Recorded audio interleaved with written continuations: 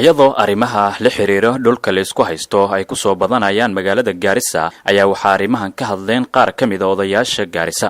dhibkan dhacay ee soo gaaray waxyaalo badan oo shaahid ka ahayna waa jira. meeshan annaga ma doonayno maalin dhaweed dagaal baa ka dhaco dhib baa ka dhaco nin baa ku dhintay. ninka ku dhintay inuu ku kala ku dhinto kalena ma rabno.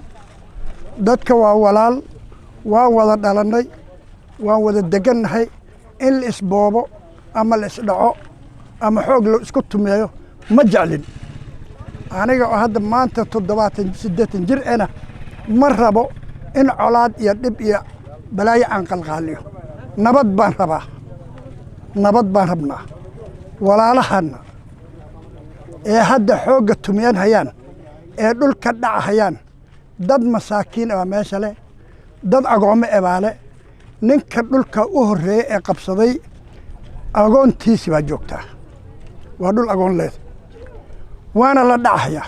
station police kan joognaa codsi baan la imaanay dhiig muslim ma rabno walaalka dhibkiisana ma rabno intii intaba jiiraan baan waa la wada dhashay jiiraan baan nahay xaq baan isku leenahay tafadali waxaan ka codsanaynaa dawladda xaggeeda waxaan ka codsanaynaa dhibkaas gardarrada ee inta laga sheegayo intana wuu jira dhibka asaga ay nimanka ay wadaan madax baa soo kicisay madaxdaas dadka inay cishadaan oo naga reebaan dhiig muslim ma rabno odayaalkii baan nahay nabadgelyo aan rabnaa in nabadgelyo aan ku wada noolaanaan rabnaa. Maxamed Abo waa xildhibaan ka mid ah xildhibaanada golaha hoose ee Gaarisa wuxuuna sheegay in dhul qof uu leeyahay la iska qaadan karin. meeshan wadan baan joognaa Kenya sharci baa ka jira sharci ka jirin in la xishmadeeyo dadkii dhulka sida uu kala leeyahayna loo daayo annagoo eegayno ma hadna u celinayno dawladda county government